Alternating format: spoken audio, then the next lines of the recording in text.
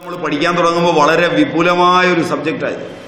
അതിൽ ഓരോ ശബ്ദവും എങ്ങനെ കേൾക്കണം എന്ന് നമ്മൾ തീരുമാനിക്കണം, എങ്ങനെ സമീപിക്കണമെന്ന് തീരുമാനിക്കണം.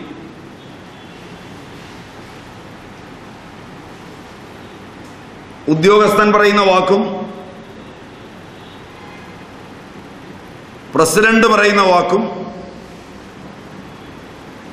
ഒരുപോലെ വന്നാൽ പോലും സംഘർഷവും.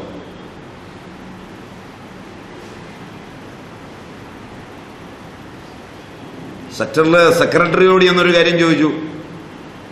സെക്രട്ടറി ഉദ്യോഗസ്ഥനാണെന്നാണ് എൻ്റെ ധാരണ. അയാൾ പറയുന്നത് ആ നിയമം അനുസരിച്ച് പറ്റുകയില്ല, അല്ലെങ്കിൽ പറ്റും എന്ന് മാത്രമാണ്. മനസ്സിലായില്ല.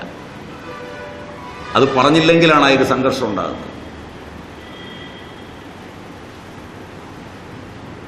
അയാൾ ആ നിയമത്തോട് മാത്രം ബാധ്യസ്ഥതയുള്ളവനാണ്. അയാൾ അത് പറയാൻ ബാധ്യസ്ഥനുമാണ്. അതേസമയം പ്രസിഡന്റിനോടാണ് എന്ന് ചോദിക്കുന്നതെങ്കിൽ, ആ നിയമത്തിൽ നിന്നുകൊണ്ടാണ് പ്രസിഡന്റ് സംസാരിക്കുന്നതെങ്കിൽ, പിന്നീട് അയാൾ പെട്ടെന്ന് പ്രസിഡന്റ് ആവുമെന്ന് സ്വപ്നം കാണണ്ട.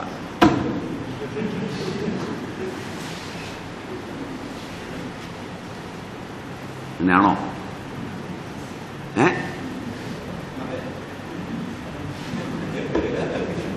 പിന്നെ അവൻ ഗോപി വരശാണ്.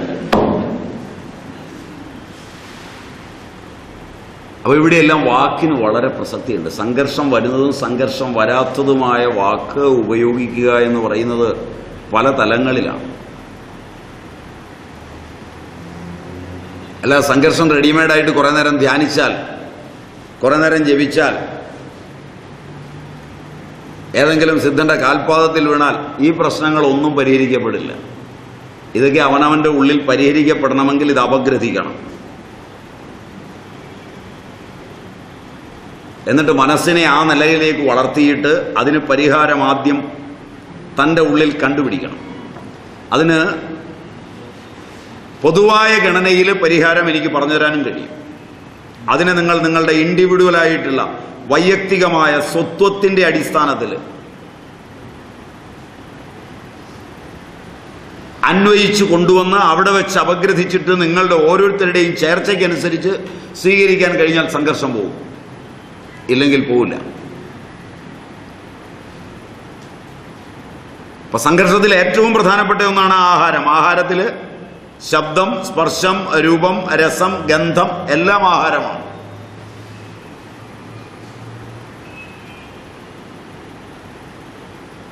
അത് മുഴുവൻ ശ്രദ്ധിക്കണം ഈ തൊഴിൽ രംഗത്ത്. മാത്രം പോരാ, കഴിക്കുന്ന ആഹാരവും ശ്രദ്ധിക്കണം.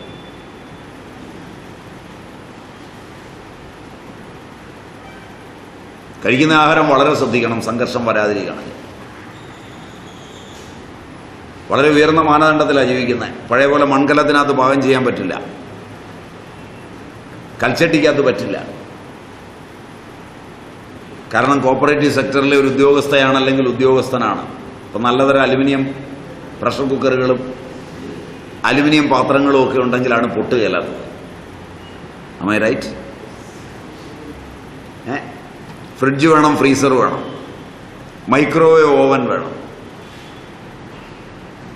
ആഹാരം ഉണ്ടാക്കുന്നതിന് പാത്രം വേണം. പാത്രവുമായി ഭക്ഷണത്തിന് സംയോഗമുണ്ടാവും. അരിയാൻ കത്തികളും സാധനങ്ങളും വേണം. അവയോട് സംയോഗമുണ്ടാവും. പാത്രങ്ങൾ ഉണ്ടാക്കുമ്പോഴും ആഹാരത്തിൻ്റെ പദാർത്ഥങ്ങൾ വേവിക്കുമ്പോഴും അവയെ സംസ്കരിക്കുകയാണ് ചെയ്യുന്നത്. അതിനൊരു സംസ്കാരമുണ്ടാവും. സംയോഗം, സംസ്കാരം, സ്വഭാവം, ഗുണം, കർമ്മം. ഗുണകർമ്മങ്ങൾ ദ്രവ്യത്തിൽ സമവായിയാണ്. എന്ന് പറഞ്ഞാൽ ദ്രവ്യത്തിൽ നിന്ന് ഗുണവും കർമ്മവും എടുത്തു മാറ്റിയാൽ ആ ദ്രവ്യം ദ്രവ്യമല്ലാതായി. പഞ്ചസാരയിലെ മധുരം മാറ്റിയാൽ പിന്നെ അത് പഞ്ചസാരയല്ല. മനസ്സിലായില്ല? അഗ്നിക്ക് ചൂടുണ്ടെന്നുള്ളത് കൊണ്ടാണ് അതിനെ അഗ്നി ഗുണമെന്ന് പറയുന്നത്. ഒരു പദാർത്ഥത്തിൻ്റെ ഗുണം അതിൽ സമവായിയായാണ് നിൽക്കുന്നത്, അതായി തന്നെയാണ് നിൽക്കുന്നത്. അപ്പം അത് കഴിച്ചാൽ അതിൻ്റെ സ്വഭാവമൊക്കെ അത് കാണിക്കും. അപ്പോൾ ആദ്യം ഒരു ഉദ്യോഗസ്ഥൻ ഔദ്യോഗിക ജീവിതത്തിലേക്ക് പ്രവേശിക്കുമ്പോൾ ആദ്യമായി തീരുമാനിക്കേണ്ടത് താൻ ആഹാരപരമായി വളരെ പദാർത്ഥങ്ങളോട് നിത്യവും ഇടപെടേണ്ടി വരും. അതിനോരോത്തിനും ഗുണമുണ്ട്, അതിനൊരു കർമ്മമുണ്ട്. അത് കഴിച്ചു കഴിഞ്ഞാൽ അത് ശരീരത്തിലൊരു കർമ്മമായി പരിണമിക്കും.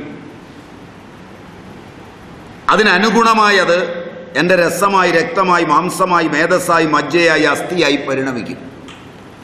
അത് പരിണമിച്ച അസ്ഥി മജ്ജയായി, ശുക്രമായി, ബീജാണ്ഡങ്ങളായി കഴിക്കുന്ന വെണ്ടയ്ക്കയും പാവയ്ക്കയും ഒക്കെ പരിണമിച്ചു വരും. അപ്പൊ അതിൻ്റെ സ്വഭാവം കുട്ടികൾക്കുണ്ടാവും. ആ ആഹാരത്തിൻ്റെ ആ ആഹാരത്തിലേക്ക് എൻ്റെ തൊഴിൽപരമായ സംസ്കാരവും കൂടെ കയറുമ്പോൾ അത് സംസ്കാരം കൊണ്ട് അതിൻ്റെ ഗുണകർമ്മങ്ങളിൽ പരിണാമമുണ്ടാവും.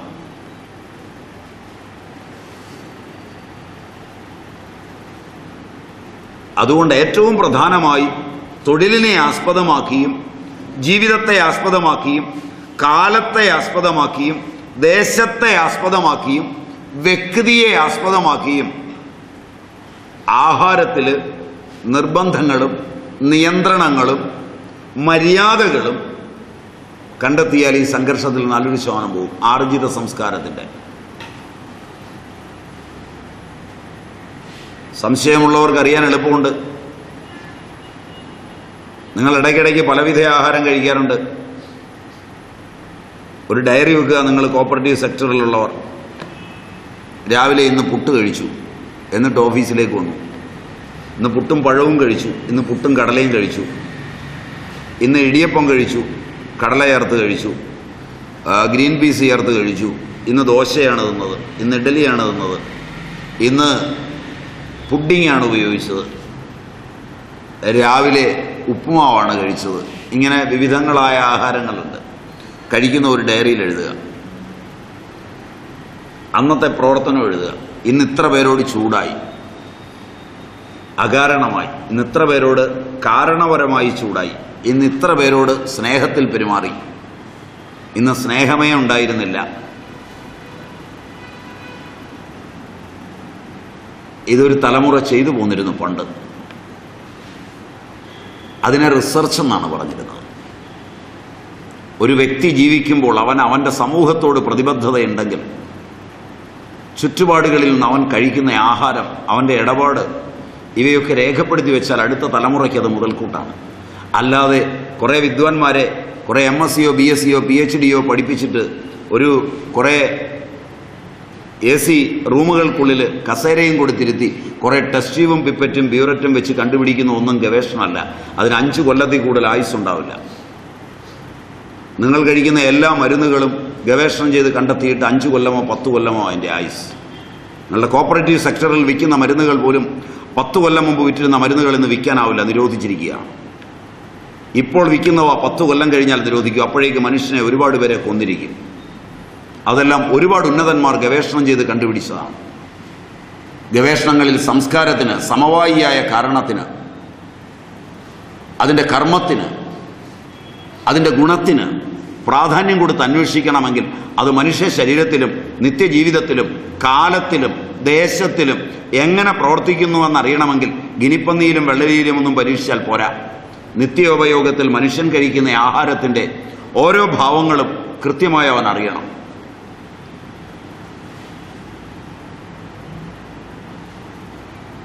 അത് പൂർവികർ ഉപയോഗിച്ചിട്ടുള്ളതിൻ്റെ ഗുണമറിയുമെങ്കിൽ തീർച്ചയായും സംഘർഷം ഒഴിവാകും. 1-2 ഉദാഹരണങ്ങളും പറയാം. രാവിലെ എഴുന്നേറ്റ് കൊറിയൻ ബിസ്ക്കറ്റ് പാലിൽ മുക്കിയാണ് കഴിക്കുന്നത്. എന്നിട്ട് ഒന്നാണ് ടെറിക്കോട്ടൺ ഉപയോഗിച്ചുള്ള ഷർട്ടും കോട്ടുമിട്ട് വന്നു പണിയെടുക്കുന്നത്. മൂത്രമൊഴിക്കാൻ മുട്ടിയാൽ രാവിലെ മൂത്രമൊഴിച്ചിട്ട് ഓഫീസിൽ നിന്ന് പോകുന്ന സ്ത്രീ തിരിച്ച് വീട്ടിൽ ചെന്നിട്ടാണ് മൂത്രമൊഴിക്കുന്നത്, കക്കൂസി പോകുന്നത്. കാരണം ഓഫീസിനോടൊപ്പം ഉള്ളത് പൊതുവായതുകൊണ്ട് കേരളത്തിൽ ശുചിത്വമില്ല. അവനവൻ്റെ വീട്ടിലേത് ശുചിയായി ഇടുന്നത് പോലെ തീർച്ചയായും കേരളീയർ പൊതുസ്ഥലങ്ങൾ ശുചിയായി വെക്കാറില്ല. തമിഴ്നാട്ടുകാർ വയ്ക്കും. അവരുടെ വീട് മോശമായി കിടന്നാലും പൊതുസ്ഥലം ശുചിയായി വെക്കും. അല്പം കൂടുതലാണോ ഞാൻ പറഞ്ഞത്?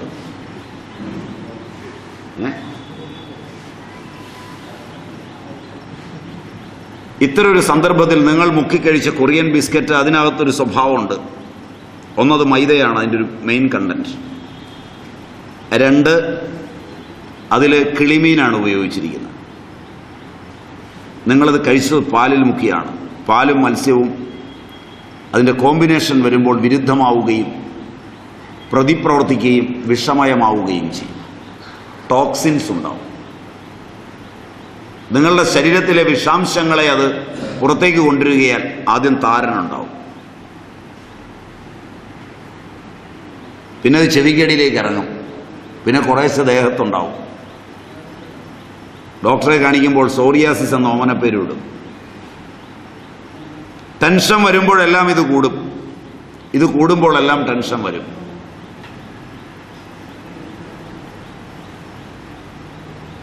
ഇതിന് മരുന്നില്ലടോ എന്ന് അവസാനം എല്ലാ മരുന്നും തന്നു കഴിഞ്ഞ് പറയും. മനസ്സിലായില്ല?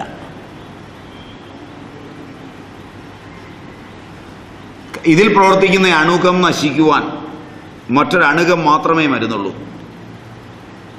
കഞ്ഞിവെള്ളം പുളിപ്പിക്കുമ്പോഴുള്ള അണുകം മുഴുവൻ പോവുകയും ചെയ്യും.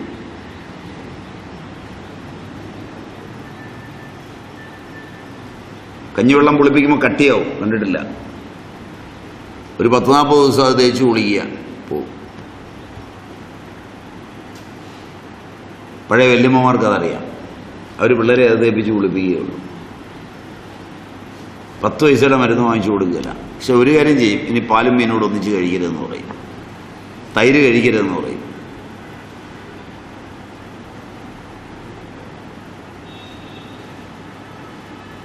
അപ്പോൾ ആഹാരം കഴിക്കുമ്പോൾ അതിനൊരു സംസ്കാരമുണ്ട്, അതിനൊരു ഗുണമുണ്ട്, അതിനൊരു കർമ്മമുണ്ട്, അതിൻ്റെ സംയോഗത്തിൽ പരിണാമങ്ങളുണ്ട്.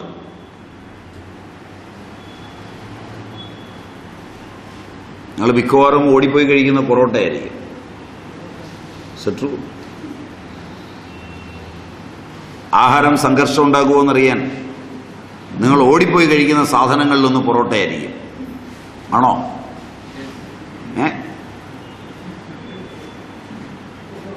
നിങ്ങൾ വിദ്യാസമ്പന്നരാണ്, പരിചയസമ്പന്നരാണ്. എന്താണ് പൊറോട്ട? അതിൻ്റെ കണ്ടന്റ് എന്താണ്? മൈദയാണ്. മൈദ എന്ന് പറഞ്ഞാൽ എന്താണ്? അങ്ങനെ പറയല്ല, അതിനെ കുറ്റപ്പെടുത്തുന്നതിന് പറയാൻ അതിൻ്റെ കണ്ടന്റ് എന്താണ്? ഗോതമ്പിൻ്റെ തവിടും ഉമിയും കളഞ്ഞിട്ടുള്ള നാരില്ലാത്ത പൊടിയാണ് മൈദ. നാരില്ലാത്തൊരു ഭക്ഷണം ഇരുന്ന് പ്രവർത്തിക്കുന്ന നിങ്ങളുടെ കുടലുകളെ നശിപ്പിക്കും. ഒന്നും നിങ്ങൾക്ക് ശോധനയുണ്ടാകും. രാവിലെ കൃത്യമായി മലം പോവില്ല. നിങ്ങൾക്ക് ജനിക്കുന്ന കുട്ടികൾക്കിത് നിങ്ങൾക്കുള്ളതിൻ്റെ ഇരട്ടിയായി മാറും.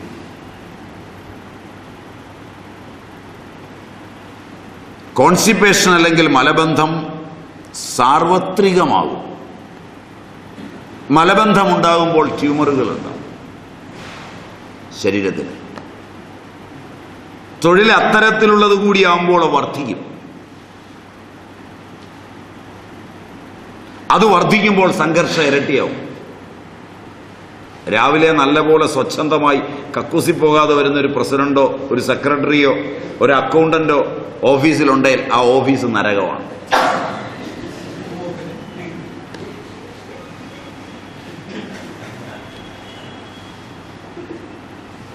ഈ കണക്കൊക്കെ നിങ്ങൾക്ക് സമ്മതമാവുമെന്ന് എനിക്കറിയില്ല. അതിൻ്റെ കൂടെ അയാൾക്ക് പൈൽസോ വെരിക്കോസിലോ ഉണ്ടെ പറയുകയുന്നുണ്ട്. വിങ്ങും. വിങ്ങുന്നതൊരു വല്ലാത്ത സ്ഥലത്താണ് വിങ്ങുന്നത്. ഒന്ന് തൊടാനോ അല്ലെങ്കിൽ എടുക്കാനോ ആളുകളുടെ മുമ്പിൽ വെച്ച് പറ്റിയല്ല. വളരെയേറെ ബുദ്ധിമുട്ടുകളുണ്ടാവും. ഇരിക്കാൻ പറ്റില്ല, നിൽക്കാൻ പറ്റില്ല. ആ അസ്വസ്ഥത മുഴുവൻ അയാൾ വരുന്നവരോട് മെക്കിട്ട് ചൂടായിരിക്കും. പൈൽസ് ഉള്ളവൻ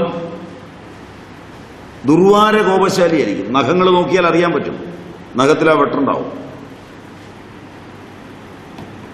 നല്ലപോലെ പഠിച്ചവനാണെങ്കിൽ സാറേ കയ്യൊന്ന് കാണിച്ചെന്ന് പറഞ്ഞ നഖത്തിലേക്ക് നോക്കിട്ടോ സാറേ കുഴപ്പമില്ല, എനിക്കിപ്പം വേണ്ട, ഞാൻ പോവാണ്. കാരണം അവന് മനസ്സിലായി ഇയാൾ പൈൽസ് മൂത്തിരിക്കുകയാണ്, ഇനി ആകെപ്പാടെ ഞാനായിട്ട് ഇനി അത് മൂപ്പിക്കണ്ട, അതുകൊണ്ട് എനിക്ക് നിങ്ങളുടെ ഉപകാരം വേണ്ട, ഞാൻ പൊക്കോട്ടെ എന്ന് പറഞ്ഞ് പോകാൻ പറ്റും. അത് ഇന്നത്തെ സമൂഹത്തിൽ പഠിപ്പിക്കുന്നുമില്ല. നമ്മളൊരിടത്ത് ചെല്ലുമ്പോൾ അവൻ പൈൽസ് കയറി മൂത്തിരിക്കുകയാണ്. അധ്യാപകനാണ്, രാവിലെ വന്നു കഴിഞ്ഞാൽ ഉടനെ മുൻ ബെഞ്ചിലിരിക്കുന്ന പിള്ളേരെ ഈ 2 അടി കൊടുത്തിട്ട് പഠിപ്പിക്കൽ തുടങ്ങും. എന്തിനാ അടിച്ചതെന്ന് ചോദിച്ചാൽ കാരണം അറിയില്ല. അപ്പം അതിനകത്ത് ഒരു വിദ്യാർത്ഥിക്ക് അറിയാം, അവൻ്റെ അച്ഛനോ അമ്മയോ ചികിത്സകരാണെങ്കിൽ ആ ചികിത്സ കണ്ട് പാരമ്പര്യത്തിൽ നിന്ന് പഠിച്ചിട്ടുണ്ടെങ്കിൽ അവൻ പതുക്കെ സാറിൻ്റെ കയ്യിലേക്ക് നോക്കും. അടുക്കിയിരിക്കുന്നവനോട് പതുക്കെ പറയും, ഇത് പൈൽസ് മൂത്തതാ. സമയം കിട്ടുകയാണെങ്കിൽ ചെന്ന് സൗമ്യമായി പറയും, സാറേ പൈൽസ് ഉണ്ടോ സാറേ? അപ്പോൾ സാറ് കരയാനും തുടങ്ങും. കാരണം ഇത് ഇവനും അറിഞ്ഞിരിക്കുന്നു, നാണക്കേടായിരിക്കും. പയ്യെ ചോദിച്ചാൽ മതി, ഇത് പൈൽസ് ഉണ്ടോ, അത് മൂത്തിട്ടുണ്ടോ എന്ന് പറഞ്ഞ് ഓഫീസിലൊന്നും ആരോടും ചോദിച്ചേക്കരുത്. അപ്പോൾ ചെന്ന് ചോദിച്ചു കഴിഞ്ഞാൽ പറയും. അപ്പോൾ വളരെ എളുപ്പമാണ്. അല്പം ഉങ്ങിൻ്റെ തളിരല നല്ല തേങ്ങയും ഉള്ളിയും ചേർത്ത് ഉപ്പേരി വെച്ചൊരു 15 ദിവസം കഴിച്ചിട്ട് ഓഫീസിലേക്ക് പോവാ, അതൊരു അവധി എടുക്കുമെന്ന് പറഞ്ഞാൽ മതി, സംഗതി തീർന്നു. ഇത് നിങ്ങൾക്കറിയണം, ഇതിൻ്റെ വ്യവസ്ഥാപിതമായ രീതി. ഇപ്പം ആഹാരമെന്ന് പറയുന്നത് വളരെ സൂക്ഷിക്കണം. ആഹാരത്തിൽ മൈദയ്ക്ക് ഈ ദോഷം മാത്രമല്ല, ഈ കോൺസ്റ്റിപ്പേഷൻ മാത്രമല്ല, മൈദയിലൊരു സോഫ്റ്റ്നറുണ്ട്, അറിയോ? ഗോതമ്പിൻ്റെ പൊടി കൊണ്ടാണ് നിങ്ങൾ ആട്ട വാങ്ങിച്ച് ചപ്പാത്തി ഉണ്ടാക്കുന്നത്, ആട്ട വാങ്ങിച്ച് ഓരോ സാധനം ഉണ്ടാക്കുന്നത്. പക്ഷെ ആട്ടയ്ക്കില്ലാത്ത സോഫ്റ്റ്നെസ് മൈദയ്ക്കുണ്ട്. ശരിയാണോ? അത് ഗോതമ്പിൻ്റെ ഗുണമല്ല. ഗോതമ്പിന് ഈ സോഫ്റ്റ്നെസ് ഇല്ല. ഗോതമ്പ് വാങ്ങിച്ച് നിങ്ങൾ എങ്ങനെ ഉണ്ടാക്കിയാലും സോഫ്റ്റ് ആവില്ല. മൈദ വാങ്ങിച്ചാൽ സോഫ്റ്റ് ആവും. അപ്പോൾ മൈദയെ സോഫ്റ്റ് ആക്കുന്നത് ഒരു എക്സ്റ്റേണൽ ഏജൻസിയാണ്. അവൻ്റെ പേര് അലക്സൻ എന്നാണ്. അതൊരു കെമിക്കലാണ്.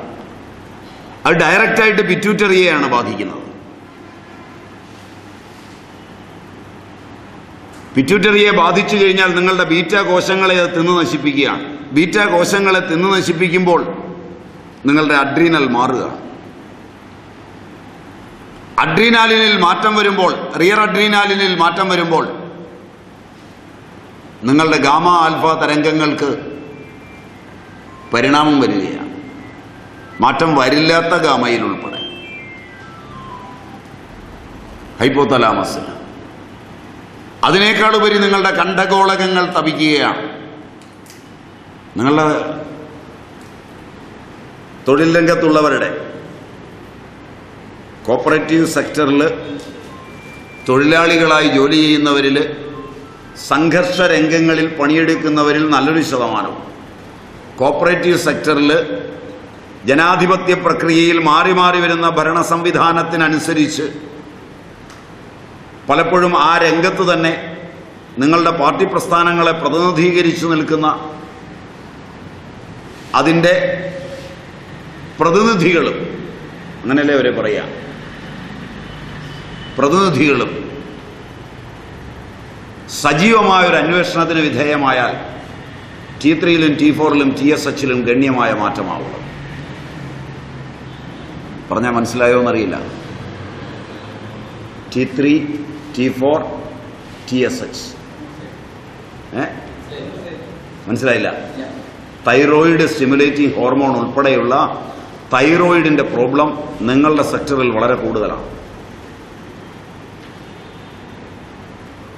പല കേസുകളും പല രോഗങ്ങൾക്കും പല ഡോക്ടർമാരും ചികിത്സിച്ച് അവസാനം മാത്രമാണ് അവർ ഒരു സ്പെഷ്യലിസ്റ്റിൻ്റെ അടുക്കിലേക്ക് കുറിച്ചു തരുമ്പോൾ അയാൾ സംശയം പ്രകടിപ്പിക്കുന്നത് തൈറോയിഡ് ഒന്ന് നോക്കാൻ.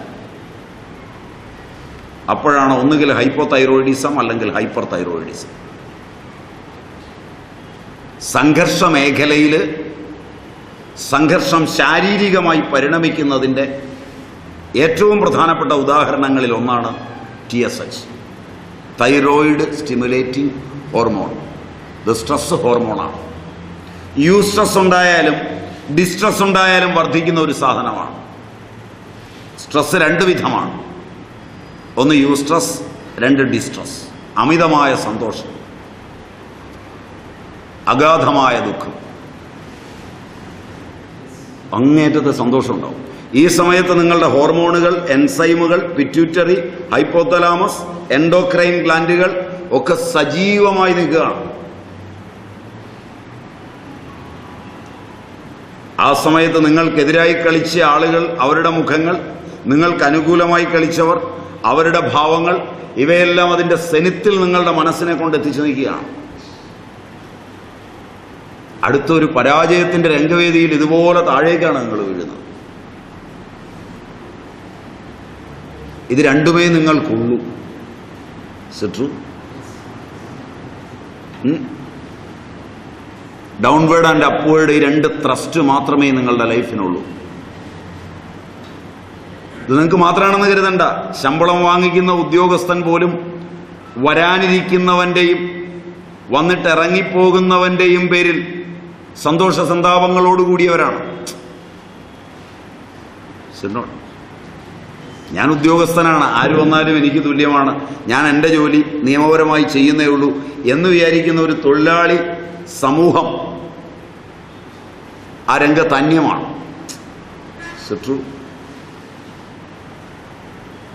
ശരിയല്ല? അപ്പോൾ അവിടെയും ഈ സംഘർഷം ഉണ്ടാവും. ഇതൊക്കെ ആർജിത സംഘർഷമാണ്.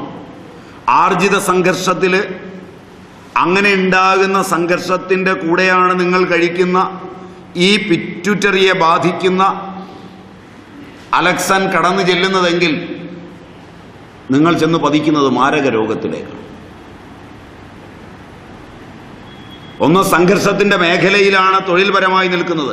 ലാവണജന്യമായ സംഘർഷം, ലാവണം തൊഴിൽ, ഈ പദം നിങ്ങൾക്ക് അറിയുമോ എന്നറിയില്ല മലയാളം. ലാവണജന്യമായ occupational stress and occupational disease.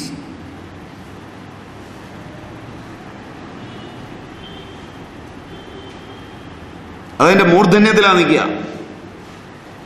ഒന്ന് ക്ലറിക്കൽ ജീവിതമെന്ന് പറയുന്നത് തന്നെ ഒട്ടേറെ രോഗങ്ങൾ പകർന്നു തരാവുന്ന ഒരു ഒക്കുപേഷനാണ്. ചെറിയ രോഗങ്ങളല്ല അത് പകർന്നു തരുന്നത്.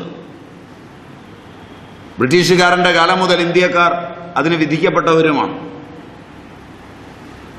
സങ്കേതങ്ങളെ വർദ്ധിപ്പിക്കുകയും സങ്കേതജാഡ്യം വന്ന ഫയലുകളുടെ ഉള്ളിൽ അടയിരിക്കുകയും ചെയ്യേണ്ടി വരുന്ന ഒരു സമൂഹത്തിൻ്റെ സംഘർഷം തൊഴിൽപരമായി വളരെ കൂടുതലാണ്. അതിൻ്റെ കൂട്ടത്തിലാണ് ആഹാരവും കൂടി അതിനെ വർദ്ധിപ്പിക്കുമാർ സെൻസുവസ് ചേഞ്ച്, ഐന്ദ്രികമായ മാറ്റം, ഗ്ലാൻഡുലർ ചേഞ്ച്, ഗ്രന്ഥിയെ സംബന്ധിക്കുന്ന മാറ്റം, ബയോകെമിക്കൽ ചേഞ്ച്, രാസോർജ സംബന്ധമായ മാറ്റം, മെറ്റബോളിക് ചേഞ്ച്, ഉപാപചയ സംബന്ധമായ മാറ്റം. ഈ 4 മാറ്റങ്ങളും ഉണ്ടാക്കുന്ന ആഹാരം കെമിസ്ട്രിയിൽ അത്രയും കെമിക്കൽസ് ഉള്ളതാണ് മൈദ.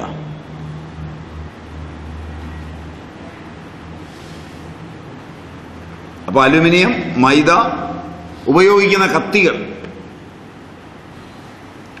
നിങ്ങളിൽ പലർക്കും അറിയില്ല, കത്തി നിങ്ങൾ വാങ്ങിക്കുന്നത് തിന്നാനാണ്, അരിയാനല്ല. നിങ്ങളുടെ ധാരണ അരിയാനാണെന്നാണ്. അടക്കയുടെ നാടാണെന്ന് തോന്നുന്നത്. ആണോ? 1000 അടക്ക അരിയാനൊരു കത്തി വാങ്ങിക്കുക. 1000 അടക്ക. ഒരു കത്തി വാങ്ങിച്ചുകൊണ്ടെന്ന് 1000 അടക്ക അരിയുന്നതിന് മുമ്പ് കോമൺ ബാലൻസിൽ കത്തിയുടെ തൂക്കം നോക്കുക.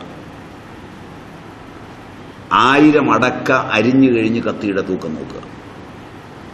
4 മൈസൂർ പൂവൻ്റെ കൊല, അതിലെ കായ അരിഞ്ഞു കഴിഞ്ഞ് കത്തിയുടെ തൂക്കം അതിന് മുമ്പ് നോക്കുക.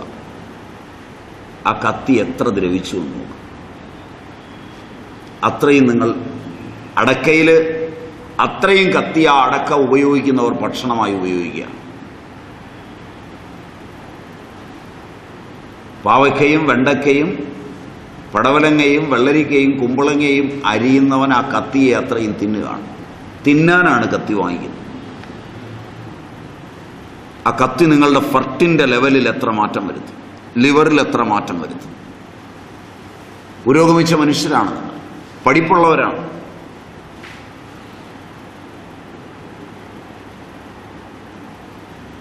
അപ്പോൾ കോപ്പറേറ്റീവ് സെക്ടറിന് നാളെ സംഘർഷം മാറാൻ ഉപയോഗിക്കുന്ന കത്തി, പാത്രം, ഭക്ഷണത്തിനുള്ള പദാർത്ഥങ്ങൾ ഇവയെ കൂടി നാളെ രൂപപ്പെടുത്താൻ കഴിയണം. മല്ലി, ജീരകം, മുളക് ഇവയുടെയൊക്കെ പൊടികൾ നിങ്ങൾ വഴി വിൽക്കുന്നുണ്ട്. റൈറ്റ്? ഒരെണ്ണത്തിൻ്റെ പോലും ക്വാളിറ്റി കൺട്രോൾ പ്രോപ്പറല്ല.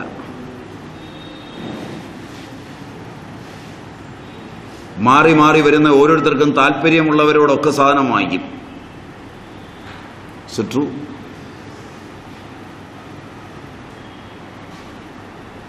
മരുന്നുകൾ നിങ്ങൾ വിൽക്കുന്നുണ്ട്. ആ കമ്പനികളെല്ലാം ചോദ്യചിഹ്നമായി നിൽക്കുന്നവയാണ് പലപ്പോഴും. ഇതെല്ലാം മനുഷ്യന്റെ ശരീരത്തിലേക്കായിരുന്നു. മനസ്സേകമാണ്. വിൽക്കുന്ന നിങ്ങൾ, വാങ്ങുന്ന നിങ്ങൾ, വിൽപ്പനയ്ക്ക് വേണ്ടി സഹായിക്കുന്ന നിങ്ങൾ, അപ്പുറത്ത് നിങ്ങൾ കൊടുക്കുന്നത് വാങ്ങുന്ന സാധാരണക്കാരൻ, ഇവർക്കെല്ലാം പ്രത്യേകം പ്രത്യേകം മനസ്സില്ല. മനസ്സൊന്നേ ഉള്ളൂ. There is one and only one universal mind.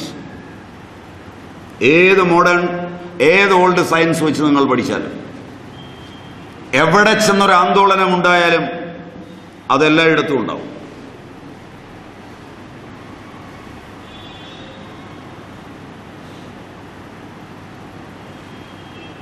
നിങ്ങൾ വീട് കെട്ടുമ്പോൾ ഉണ്ടാക്കുന്ന കക്കൂസിന് വേണ്ടി മണ്ണ് കുഴിച്ചിട്ടിട്ടിരിക്കുന്ന വെള്ളം ഭൂമിയിലൂടെ അരിക്കാനാണെങ്കിൽ അത് കിണറ്റിലൂടെ നിങ്ങൾ കുടിക്കാനാണ്.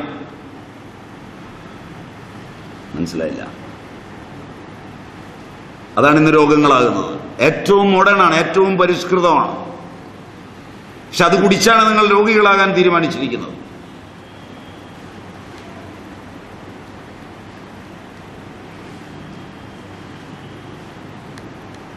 കാരണം മൈൻഡ് ഏകമാണ്. മനസ്സേകമാണെന്ന സത്യത്തെ അറിഞ്ഞിട്ട് വേണം തൊഴിൽ രംഗത്തെ കൊണ്ടുപോകാൻ. അപ്പോഴാണ് സംഘർഷം പോവുക. അപ്പോൾ വാങ്ങുന്നിടത്ത്, വിൽക്കുന്നിടത്ത്, മേടിക്കുന്നിടത്ത് നിങ്ങൾ മേടിച്ചു കൊടുത്തൊരു വസ്തു കൊണ്ടാണ് അപ്പുറത്തെ വീട്ടിലെ ഒരു കുട്ടിയുടെ കാല് തളർന്നതെങ്കിൽ അവന്റെ തളർച്ച ആർജിതമായി നിങ്ങൾ കൊടുത്തതുകൊണ്ടാണ്. ആ തളർച്ച നിങ്ങളുടെ മൈൻഡിൽ രൂപപ്പെടുത്തുമ്പോൾ നിങ്ങളുടെ ബീജത്തിൽ ആ തളർച്ചയ്ക്കുള്ള വിത്ത് പാവുകയും നിങ്ങളുടെ ഭാര്യ നിങ്ങളുടെ ബീജത്തെ സ്വീകരിക്കുമ്പോൾ അത് തെരഞ്ഞെടുക്കുകയും നിങ്ങളുടെ കുട്ടി ജന്മനാ തളർന്നതായിരിക്കുകയും ചെയ്യും. This is universal mind.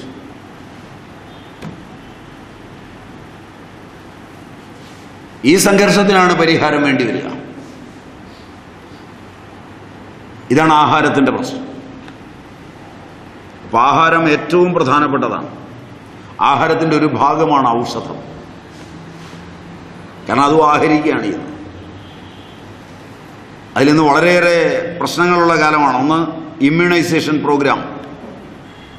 പഴയ കാലത്ത് ഇമ്മ്യൂണിറ്റി ക്രമമായി വരികയാണ്. ഒരു കുട്ടി ജനിച്ചു, അത് അമ്മയുടെ ഉദരത്തിലിരുന്നു, പുറത്തു വന്നു, അമ്മയുടെ മാറോട് ചേർന്ന് കിടന്നു, കാറ്റടിച്ചു, പതുക്കെ പതുക്കെ ആ കാറ്റിനോട് പ്രതികരിക്കാൻ വയ്യാതെ കരഞ്ഞു, പിന്നെ പിന്നെ ആ കാറ്റ് സഹിക്കാവുന്നതായി. അങ്ങനെ പതുക്കെ പതുക്കെ പ്രകൃതിയോട് ഇണങ്ങി വരുന്നതിനാണ് ബലമല്ലെങ്കിൽ ഇമ്മ്യൂണിറ്റി എന്ന് പറയുന്നത്. ഇന്നങ്ങനെയല്ല, ഇമ്മ്യൂണിറ്റി കൃത്രിമമായി ഉണ്ടാക്കുകയാണ്. ഇമ്മ്യൂണൈസേഷൻ പ്രോഗ്രാംസ് ആണുള്ളത്. അതിലും കോപ്പറേറ്റീവ് സെക്ടറാണ് മുമ്പിൽ. റൈറ്റ്? അതിനുപയോഗിക്കുന്ന ലൈവ് അഥവാ ലിവിങ് വാക്സിനേഷൻസ്, സജീവ വാക്സിനുകൾ, നിർജീവ വാക്സിനുകൾ,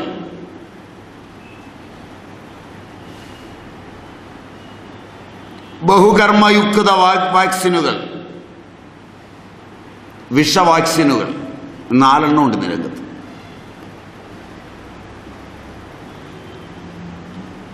അതൊക്കെ എടുത്തിട്ടാണ് നമ്മളൊക്കെ പലരും വന്നിരിക്കുന്നത്. ഒരു 60 വയസ്സിനപ്പുറത്തുള്ള എൻ്റെ പ്രായത്തിൽ സമീപത്തുള്ള ആളുകൾ വാക്സിൻ എടുത്തിട്ടുണ്ടാവില്ല. അതിനിപ്പുറത്തുള്ളവരൊക്കെ വാക്സിൻ എടുത്തു വന്നവരാണ്. Am I right? BCG മുതൽ ഇങ്ങോട്ട് ഒരുപാട് വാക്സിനുകൾ നിങ്ങളിന്ന് ശരീരത്തിൽ കയറ്റിയിട്ടുണ്ട്. BCG പോലുള്ളവ സജീവ വാക്സിനുകളാണ്. വൈറസിൻ്റെയോ അമീബയുടെയോ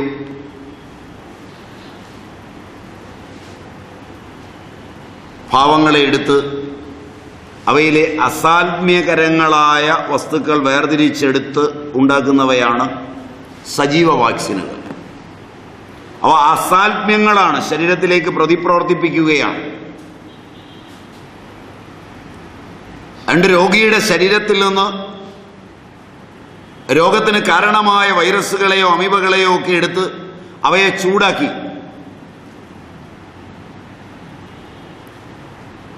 മൃത്യുവിന് വിധേയമാക്കി, അല്ലെങ്കിൽ രാസപദാർത്ഥങ്ങൾ ചേർത്ത് മൃത്യുവിന് വിധേയമാക്കി നിർജീവ വാക്സിനുകൾ ഉണ്ടാകുന്നു. അവ ശരീരകോശങ്ങളിൽ പ്രതിപ്രവർത്തിച്ച് പ്രതിരോധ ശക്തി ഉണ്ടാകുന്നുവെന്നാണ് ശാസ്ത്രത്തിൻ്റെ സങ്കല്പം. 3, ഇത്തരം ബാക്ടീരിയകളിൽ നിന്ന് വിഷവസ്തുക്കളെ വേർതിരിച്ചെടുത്ത് ടോക്സിൻസ് അവയെ ശരീരത്തിൽ കടത്തിവിട്ട് ശരീരകോശങ്ങളിൽ ആ വിഷം വ്യാപിപ്പിച്ച് ഇമ്മ്യൂണോഗ്ലോബുലിനിലൊക്കെ മാറ്റം വരുത്തി പ്രതിരോധമുണ്ടാക്കുന്നു എന്നുള്ളതാണ് 3ാമത്തെ തരം വാക്സിൻ. അനേകമെണ്ണത്തിന് ഒരുമിച്ച് നൽകുന്നതാണ് വാക്സിൻ. കോളറ മുതലായവയിൽ നിർജീവ വാക്സിനുകൾ,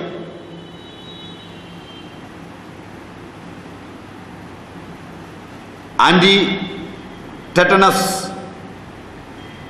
ഒക്കെ എടുക്കുന്ന ടെറ്റനസ് ടോക്സിൻസ് അത് വിഷവസ്തുക്കളെ വേർതിരിച്ചെടുത്തതാണ്. MMR മുതലായത് മൾട്ടി വാക്സിൻ തെറാപ്പിയാണ്.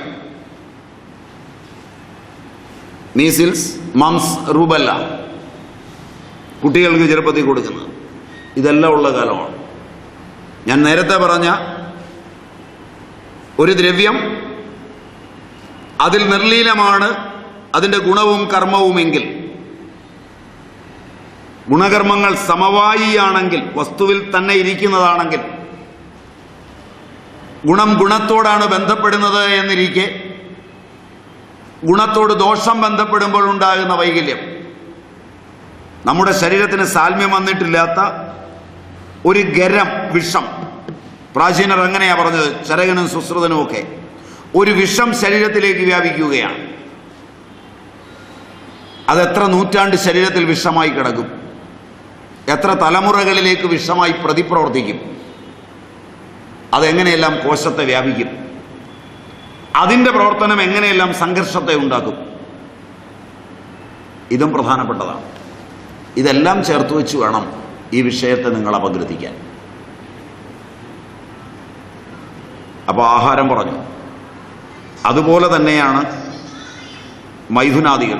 നിങ്ങളുടെ പരസ്യങ്ങൾ പോലും എൻ്റെ അറിവ് ശരിയാണ് ലൈംഗിക പരസ്യങ്ങളോട് കൂടിയതാണ്. സിട്രൂ സോപ്പ് വിൽക്കണമെങ്കിൽ, പഞ്ചസാര വിൽക്കണമെങ്കിൽ, സിനിമ വിൽക്കണമെങ്കിൽ, മതം വിൽക്കണമെങ്കിൽ ഒക്കെ ലൈംഗിക പരസ്യങ്ങൾ ഇന്ന് ഇന്ത്യയിൽ ആവശ്യമാണ്. ക്വാളിറ്റി നോക്കിയല്ല നമ്മൾ വാങ്ങിക്കുന്നത്. ഈ സമയത്ത് നമ്മുടെ മസ്തിഷ്കത്തിന് എന്ത് മാറ്റം വരും?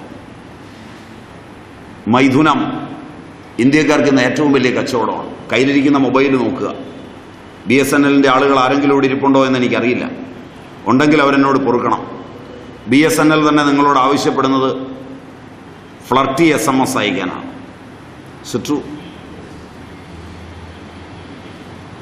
ഈ സമയത്ത് നിങ്ങളുടെ സംഘർഷം എത്രയാവും? ഇതും പരിഗണിക്കേണ്ടതാണ്.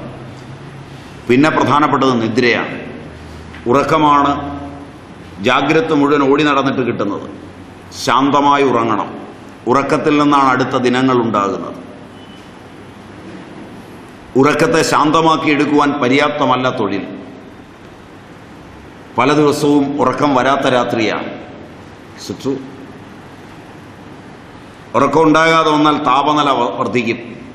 താപനില വർദ്ധിച്ചാൽ എല്ലിൻ്റെ ബലം കുറയും. ശരീരത്തിൻ്റെ താപനിലയിൽ പരിണാമമുണ്ടാകുമ്പോൾ എല്ലിനകത്തുള്ള മജ്ജ ഉരുകാൻ തുടങ്ങും. ലൈംഗിക അരാജകത്വത്തിലും ഉറക്കമില്ലായ്മയിലും ഇതൊരുപോലെ സംഭവിക്കും. ഇത് ബലത്തെ ബാധിക്കും, ഓജസ്സിനെ ബാധിക്കും, രോഗങ്ങളായിത്തീരും. ഇവയെല്ലാം ആർജിത സംഘർഷത്തിൻ്റെ ഭാവങ്ങളാണ്. പിന്നെ നിങ്ങളുടെ സമൂഹത്തിന് പണ്ടെങ്ങുമില്ലാത്ത വിധം വർഗപരവും വർണ്ണപരവും തൊഴിൽപരവുമായ പലവിധ സംഘങ്ങളും പലവിധ കൂട്ടായ്മകളും ഉണ്ട്. ഇവയോടെല്ലാമുള്ള പ്രതിബദ്ധത ഓരോ കാലങ്ങളിൽ ഓരോ തരത്തിൽ നിലനിർത്തണം. അങ്ങനെ ഉപയോഗിച്ചോട്ടെ. ഓരോ കാലങ്ങളിൽ ഓരോ തരത്തിൽ നിലനിർത്തണം. കാലം മാറിയാൽ ഇവ മാറും. നിങ്ങൾ ഒന്നിനകത്ത് നിൽക്കുമ്പോൾ പറയുന്ന ആശയമല്ല, അതിനോട് വിട പറഞ്ഞ് നേരെ അപ്പുറത്ത് പോയാൽ നേരെ വിപരീതമാണ് ആശയം. ശരിയല്ല. ഇവിടെയൊക്കെ നിങ്ങളുടെ മനസ്സിനെ നിങ്ങൾ സംഘർഷത്തിൻ്റെ പൂരിത രംഗങ്ങളിലെത്തിക്കണം. അപ്പൊ കാലപരമായി ദേശപരമായി ഈ സംഘർഷങ്ങളെല്ലാം നിങ്ങൾ അനുഭവിക്കണം. ഇത്രയും സംഘർഷങ്ങളുടെ നടുക്ക് നിൽക്കുമ്പോൾ എങ്ങനെയാണ് ശാന്തമായി ചെയ്യാവുന്നത്? ഒന്നേ ഉള്ളൂ, ചെയ്യുന്നവൻ ചുറ്റുപാടുമുള്ള വിഷയങ്ങളെ നോക്കാതിരിക്കുക. ഈ വിഷയങ്ങൾ വരുന്നതിന് മുമ്പുള്ള തൻ്റെ ബോധത്തെ നോക്കുക. എന്നിലാണ് ഈ വിഷയങ്ങൾ ഉണ്ടായി മറയുന്നത്. വെറുതെ ഇരുന്ന എൻ്റെ ബോധത്തിനകത്ത് കാൽപ്പനികമായി ഉണ്ടാക്കിയതാണ് കർമ്മവും വാക്കും മനസ്സും. എൻ്റെ വിചാരം എൻ്റെ ബോധത്തിൽ നിന്നുണ്ടായതാണ്. എൻ്റെ വിചാരത്തിന് അനുഗുണമായി എന്നിൽ നിന്നുണ്ടായതാണ് എൻ്റെ വാക്ക്. എൻ്റെ പ്രവൃത്തിയും അതെ. ഞാൻ എന്ത് ചെയ്യുമ്പോഴും എൻ്റെ ബോധത്തെ നോക്കുന്നു, വിചാരത്തെ, പ്രവൃത്തിയെ, വാക്കിനെ ഞാൻ നോക്കുന്നില്ല. എങ്കിൽ സംഘർഷമില്ലാതെ എന്തും പ്രവർത്തിച്ച് നിങ്ങൾക്ക് സ്വസ്ഥമായിരിക്കാം. ഓരോ വാക്കും നിങ്ങളിൽ നിന്നുണ്ടായിക്കഴിഞ്ഞ് അവയെ നോക്കുകയും ഓരോ പ്രവൃത്തിയും നിങ്ങളിൽ നിന്നുണ്ടായിക്കഴിഞ്ഞ് അവയെ നോക്കുകയും ഓരോ വിചാരവും നിങ്ങളിൽ നിന്നുണ്ടായിക്കഴിഞ്ഞ് അവയെ നോക്കുകയും ചെയ്താൽ ആ പ്രവൃത്തിയും വാക്കും വിചാരവും നിങ്ങളെ ആനയിച്ചു കൊണ്ടുപോകും സംഘർഷത്തിലേക്ക്. അതാണ് സംഘർഷത്തിൻ്റെ രജതരേഖ. ഇതിനെല്ലാം സബ് ഡിവിഷൻസ് ധാരാളമുണ്ട്. ആദ്യം മുതലുള്ള ഒന്നുകൂടെ ഓർക്കുക. 1 നൈസർഗികമായ സംഘർഷം, 2 ആർജിത സംഘർഷം. നൈസർഗികമായ സംഘർഷം പാരമ്പര്യമാണ്, അത് ജനിതകപരമാണ്. മാതൃജം, പിതൃജം, ആത്മജം, വർഗപരം. അവയെ എങ്ങനെ സമീപിക്കുക? 2 ആർജിത സംഘർഷം, ആഹാരം, മൈഥുനം, നിദ്ര. അവയെ എങ്ങനെയാണ് സമീപിക്കേണ്ടത്? അവ എങ്ങനെ രൂപപ്പെടുത്താം? 3 തൊഴിൽപരമായ സംഘർഷം, കൂട്ടുകെട്ടുകൾ, ലാവണജന്യ സംഘർഷങ്ങൾ. അവിടെ ഹോർമോണുകളിലും എൻസൈമുകളിലും വരുന്ന മാറ്റം. ഇങ്ങനെ വ്യവച്ഛേദിച്ച് ആണ് നിങ്ങളോട് ഞാൻ പറഞ്ഞത്. സംക്ഷിപ്തമായി പറഞ്ഞാൽ ഏറ്റവും നല്ല ഓരോരുത്തരും ചെയ്യുന്ന തൊഴിൽ, 2 അവൻ്റെ പാരമ്പര്യം. നിങ്ങൾക്ക് സാൽമ്യം വന്ന ആഹാരം നിങ്ങളുടെ അച്ഛൻ കഴിച്ചതും അമ്മ കഴിച്ചതുമാണ്. അമ്മയുടെ അമ്മ കഴിച്ചതും അച്ഛൻ്റെ അമ്മ കഴിച്ചതും അച്ഛൻ്റെ അച്ഛൻ കഴിച്ചതുമാണ്. അതുകൊണ്ടാണ് 2 പേർ തമ്മിൽ ചേരുമ്പോൾ വർഗ സ്വഭാവങ്ങളനുസരിച്ച് ചേർന്നാൽ മാത്രമേ പിന്നീട് ജനിക്കുന്ന കുട്ടികൾക്ക് രോഗങ്ങൾ കുറയൂ. കാരണം സാൽമ്യം ആഹാരത്തിൽ പ്രധാനമാണ്, അല്ലാതെ ജാതിയും മതവും പ്രശ്നമായതുകൊണ്ടല്ല. ദേശം, വർഗം. ഇപ്പം കിഴക്കൻ മേഖലയിൽ നിന്ന് ഒരു കുട്ടിയെ തീരപ്രദേശത്തേക്ക് കൊണ്ടുവന്നു കഴിഞ്ഞാൽ അതിൻ്റെ ശരീരത്തിൽ, കോശങ്ങളിൽ, രക്തത്തിൽ സാൽമ്യം വന്നതല്ല മത്സ്യം. മനസ്സിലായില്ല? ഉപ്പതിന് കൂടുതലായി ചെന്നാൽ അതിൻ്റെ സോഡിയത്തിൻ്റെ ലെയർ തട്ടിപ്പോകും. കാരണം ഇവിടെ സോഡിയമാണ് കണ്ടമാനമുള്ളത്, ഉപ്പുമീനാണ് കൂടുതൽ. അപ്പോൾ അത് ദഹിച്ചു വരാൻ അതിന് ശരീരത്തിൽ പാകമില്ലാതെ വരുമ്പോഴാണ് അതിനൊരു കുട്ടി ജനിക്കാൻ പോകുന്നത്. ഭർത്താവാകട്ടെ ഉപ്പുമീൻ്റെ അകത്ത് കുളിച്ചു നിന്നിരുന്ന ഒരാളും കിഴക്ക് വെണ്ടയ്ക്കയും പാവയ്ക്കയും തിന്ന ഒരു കുട്ടിയും തമ്മിൽ വിവാഹം കഴിച്ചു കഴിയുമ്പോൾ സ്വാഭാവികമായും ഇവിടെ വെണ്ടയ്ക്കയൊന്നുമില്ല. 2 ദിവസത്തേക്ക് മസിൽ പിടിച്ച് വെണ്ടയ്ക്കയെ തിന്നുള്ളൂ എന്ന് പറഞ്ഞിരിക്കും. 3-ാം ദിവസം തിന്നും. മനസ്സിലായില്ല? തിന്നു തുടങ്ങിയാൽ പിന്നെ ഇവൻ തിന്നുന്നതിനേക്കാൾ കൂടുതൽ തിന്നും. കുടിക്കാത്തവൻ കുടിച്ചാൽ കുടത്തോടെ കുടിക്കും. അത് നിങ്ങൾക്കറിയാം. നിങ്ങളുടെ കൂടെയുള്ള സഹകാരികളിൽ ചിലർ ബ്രാഹ്മണരായിരിക്കും. ഞാൻ അങ്ങനെ പറഞ്ഞാൽ എന്നോട് ദേഷ്യം വരുമോ എന്ന് അറിയില്ല. ആദ്യമൊക്കെ ഞാൻ വെജിറ്റേറിയനാണ്, ഞാൻ മദ്യപിക്കുകയില്ല, എൻ്റെ അച്ഛൻ മദ്യപിച്ചിട്ടില്ല എന്നൊക്കെ പറഞ്ഞ് കുറച്ച് അഭിമാനമൊക്കെ കാണിച്ച് നിൽക്കും. പിന്നെ കുറച്ച് കഴിയുമ്പോഴത്തേക്ക് നിങ്ങളോട് എങ്ങനെ ചോദിച്ച് മേടിക്കണം എന്ന് അയാൾ ചിന്തിക്കും. മനസ്സിലായില്ല? കുറച്ച് കഴിയുമ്പോൾ അയാൾ കുടിച്ചു കഴിഞ്ഞാൽ പിന്നെ നിങ്ങൾക്ക് കുടിക്കാനുണ്ടാവില്ല. കൂടിപ്പോയോ ഞാൻ പറഞ്ഞത്? എനിക്കറിയില്ല. അപ്പൊ ഇത് സാൽമ്യം വരാത്ത പദാർത്ഥങ്ങളോടുള്ള റിബല്യസ് മൈൻഡിന്റെ ഒരു സംഘർഷമാണ്. ഇത് കുട്ടികളിലേക്ക് എങ്ങനെ രോഗം വരും? ഇതൊക്കെ നമ്മൾ റിസർച്ച് ചെയ്തിട്ട് വേണം എതിർക്കാനും അനുകൂലിക്കാനും. ഇത് സോഷ്യൽ പ്രോബ്ലം അല്ല. ഇത് ഒരു ഹെൽത്ത് പ്രോബ്ലമാണ്.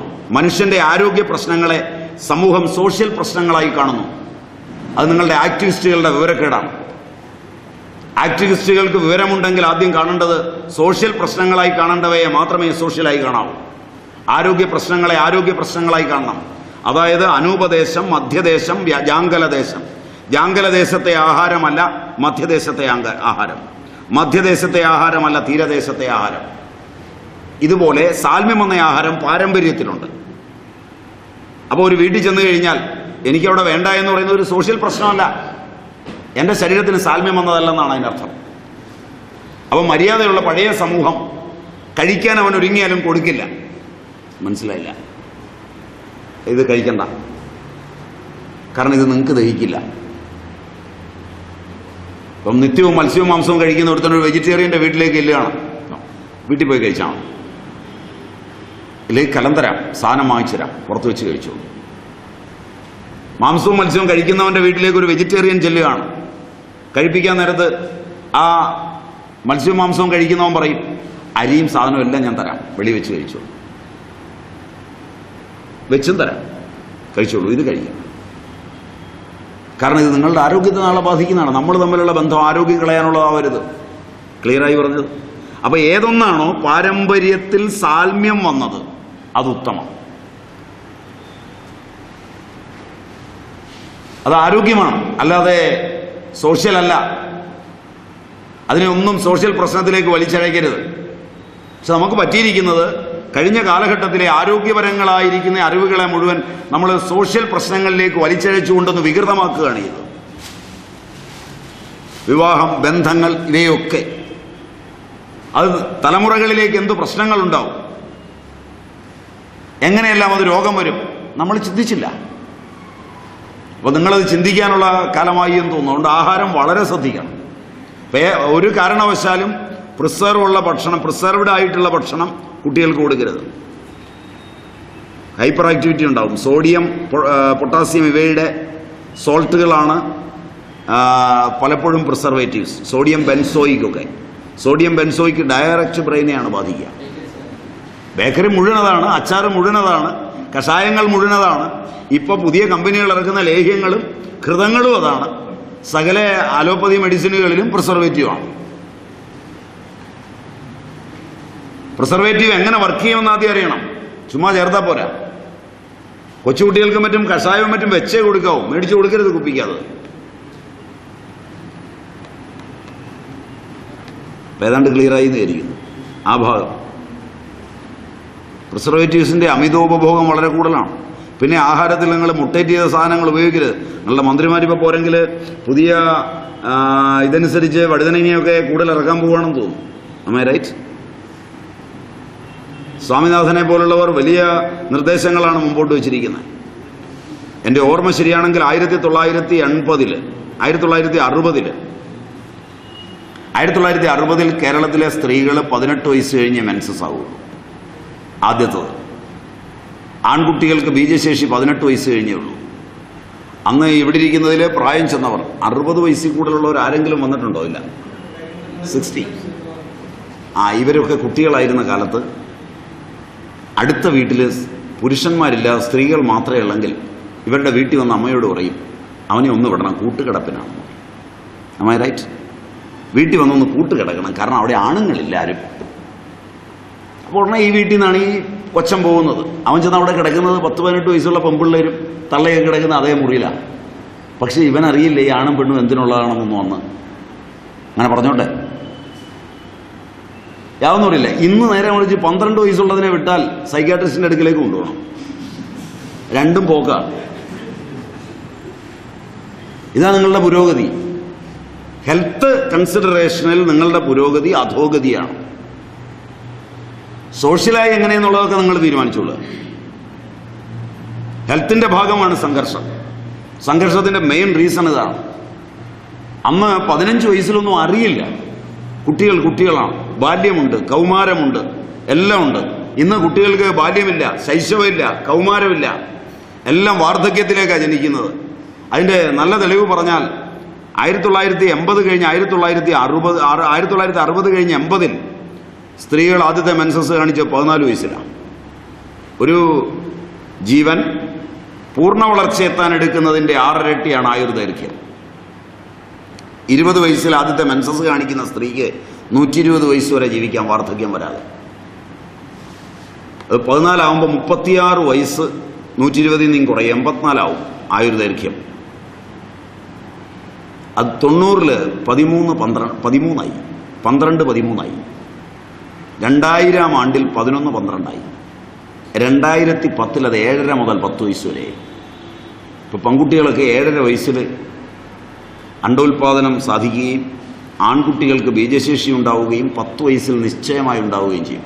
10 വയസ്സിൽ തൻ്റെ പെൺകുട്ടി മെൻസസ് ആയില്ലെങ്കിൽ തള്ള ഗൈനക്കോളജിസ്റ്റിൻ്റെ അടുത്ത് കൊണ്ടുപോയി ഹോർമോൺ കൊടുക്കും.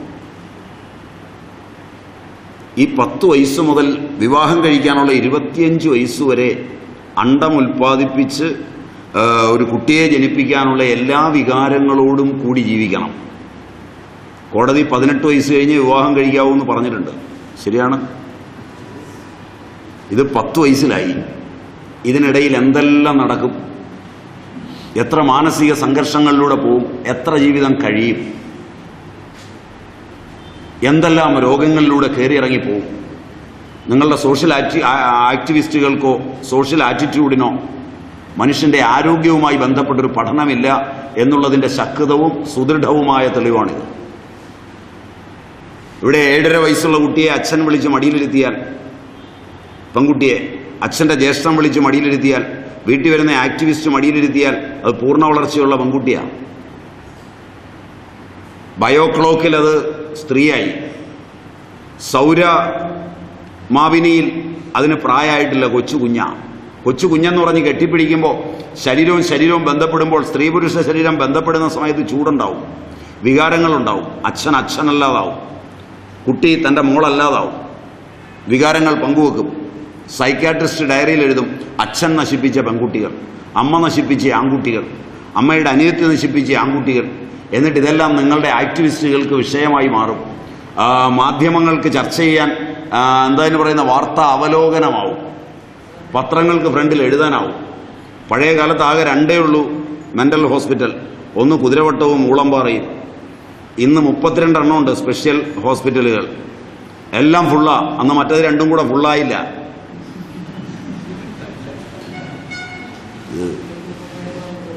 കടന്നുപോയോന്നറിയില്ല പറഞ്ഞത്. നിങ്ങൾ ചിരിക്കുന്ന കാണുമ്പോൾ ഒരു പേടി. അതിനേക്കാളൊക്കെ കൂടുതൽ കാസർഗോഡ് മുതൽ തിരുവനന്തപുരം വരെയുള്ള എല്ലാ സൂപ്പർ സ്പെഷ്യാലിറ്റി ഹോസ്പിറ്റലിലും ഒരു വാർഡും 2 സൈക്യാട്രിസ്റ്റും ഉണ്ട്. അതെല്ലാം ഫുള്ളാണ്. വീടുകളിൽ ഇതിൻ്റെ ഇരട്ടി പ്രാന്തുള്ളത് വേറെ. ഇതാണ് നമ്മൾ വിദ്യാഭ്യാസം കൊണ്ടും പരിഷ്കാരം കൊണ്ടും നേടിയെടുത്ത ആദ്യത്തെ വളർച്ച. ഇതിന് കാരണം മുഖ്യമായ ആഹാരമാണ്. അത് പറയാനാണ് ഞാൻ ഇത്രയും പറഞ്ഞേ. ഏതാഹാരം, എന്താഹാരം, എങ്ങനെയുള്ള ആഹാരം, ആഹാരത്തെയല്ലേ ചോദിച്ചേ. അതുകൊണ്ടാണ് അവ കൊടുക്കരുതെന്ന് പറയുന്നത്. ഒന്ന്, കൃഷി വികസിപ്പിക്കുവാൻ വേണ്ടി നിങ്ങൾ ഒട്ടുവളരെ വികാസങ്ങൾ എടുത്തു. നിങ്ങളുടെ കാർഷിക ഗവേഷകർ 6 മാസം കൊണ്ട് വിളയുന്ന നെല്ലിനെ 1 മാസം കൊണ്ട് വിളയിച്ചു. എങ്ങനെ എന്ന് നിങ്ങൾ ചോദിച്ചില്ല. എന്തിന് എന്ന് ചോദിച്ചില്ല. ആരുടെ പ്രയോജനം എന്ന് നിങ്ങൾ ചോദിച്ചില്ല. 3 ബേസിക് ക്വസ്റ്റ്യൻസ് അൺആൻസേർഡ് ആണ്. ശാസ്ത്രത്തിലെ ഏറ്റവും പ്രധാനപ്പെട്ട 3 ചോദ്യങ്ങൾ നിങ്ങൾ സ്കിപ്പ് ചെയ്തു. നിങ്ങളുടെ ശാസ്ത്രകാരന്മാർ സ്കിപ്പ് ചെയ്തു, ഉപഭോക്താക്കൾ സ്കിപ്പ് ചെയ്തു, ഭരണാധികാരികൾ സ്കിപ്പ് ചെയ്തു, സഹകാരികൾ സ്കിപ്പ് ചെയ്തു. 3 ബേസിക് ചോദ്യങ്ങളാണ്. എന്തിന്, എങ്ങനെ, ആർക്കു വേണ്ടി. സയൻസിന് ഈ 3 ചോദ്യങ്ങൾ പ്രധാനമാണ്. നിങ്ങൾ ചോദിച്ചില്ല. 6 മാസം കൊണ്ടാണ് എവിടെയൊക്കെ കപ്പ വിളഞ്ഞിരുന്നത്. 2 സീസണിലേ കപ്പ നട്ടിരുന്നുള്ളൂ. ഇപ്പം ഇയർ റൗണ്ടായിട്ട് കപ്പ കിട്ടും. സിട്രു ചേന കർക്കിടക മാസത്തിലേ തിന്നുള്ളൂ. ഇന്ന് ഇയർ റൗണ്ടായിട്ട് ചേന തിന്നും നിങ്ങൾ. എന്നിട്ട് സ്റ്റോൺ പൊട്ടിക്കാൻ നടക്കുക. കല്ലാണ്, വീട് പണിയാനുള്ള കല്ലാണ് ഉണ്ടാകുന്നത്. മൂത്രത്തിനകത്തും ഗള്ളിലും ഒക്കെ ആയിട്ട്. എവിടുന്നാണ് ഉണ്ടാകുന്നത്? ഈ പെണ്ണുങ്ങളെല്ലാം വൈകുന്നേരം ആകുമ്പോൾ ഷോപ്പിംഗ് എന്ന് പറഞ്ഞ് പോകുന്ന കൂട്ടത്തിൽ ഒരു കഷ്ണം ചേനയും കൂടെ അവിയലിന് വെച്ചേക്കാൻ പറയും. മനസ്സിലായില്ല. ഇലക്കറി മുഴുവൻ തിന്നും. ഏത് സീസണിൽ കഴിക്കാം. ഏത് സീസണിൽ കഴിച്ചാൽ അതിൽ കാൽസ്യം ഓക്സലേറ്റ് ഇല്ല. ചേനയ്ക്ക് കർക്കിടകത്തിൽ കാൽസ്യം ഓക്സലേറ്റ് ഇല്ല. ചേമ്പിൻ്റെ താളിന് കർക്കിടകത്തിൽ കാൽസ്യം ഓക്സലേറ്റ് ഇല്ല. കർക്കിടകത്തിന് വെളിയിൽ അതിന് കാൽസ്യം ഓക്സലേറ്റ് ഉണ്ട്. കാൽസ്യം ഓക്സലേറ്റ് കാൽസ്യം സ്റ്റോണുകളായി രൂപാന്തരം പ്രാപിക്കും. അതൊരു വശം. രണ്ടാമത്തെ വശം, ഈ ഗവേഷണത്തിലൂടെ കപ്പ വികസിപ്പിച്ചു, അരി വികസിപ്പിച്ചു.